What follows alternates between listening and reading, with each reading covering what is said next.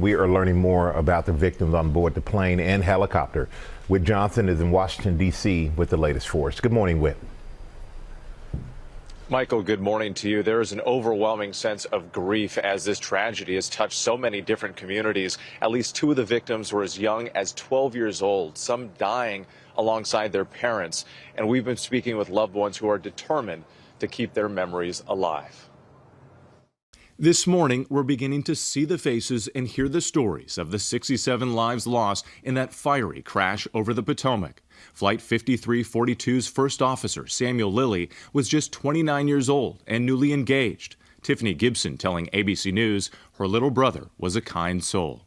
He was young, he was so young, and he was excited about life and his future and getting a dog and a house and kids, and this is just tragic. Ian Epstein, one of two flight attendants on board, was a father and husband.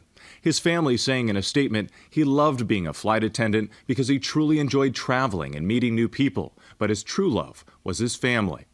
Elizabeth Keyes being remembered as a strong, fearless woman who embraced life at full speed. She was killed on her 33rd birthday, returning home early from a business trip so she could go on a date with her longtime partner, David. Kia Duggins, a civil rights attorney, set to become a professor at Howard University Law School in the fall. Howard saying that Duggins dedicated her career to fighting against unconstitutional policing and unjust money bail practices. And U.S. figure skating mourning the loss of at least 14 athletes, coaches, and family members who were returning from a training camp. 12-year-old Brielle Byer, a cancer survivor, was with her mother, Justina. Andy Byer telling me his daughter Brielle could light up any room. She was just such a fighter in everything she did, and she just lived life to the fullest with everything. She was so proud of herself in figure skating, and I will miss that so much. Spencer Lane, killed along with his mom Christine, was a 16-year-old figure skating phenom. His father Doug says he was unstoppable. Was a force of nature. He just had amazing athletic abilities and just was someone who you couldn't make him do something, but if he was like, hey, that's interesting to me, you couldn't stop him.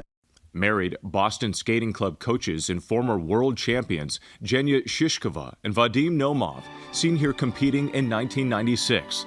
Friends calling their deaths a tremendous loss for the skating community. Just one of a kind. They cared about their athletes and were world champions themselves, and they were just champions in life.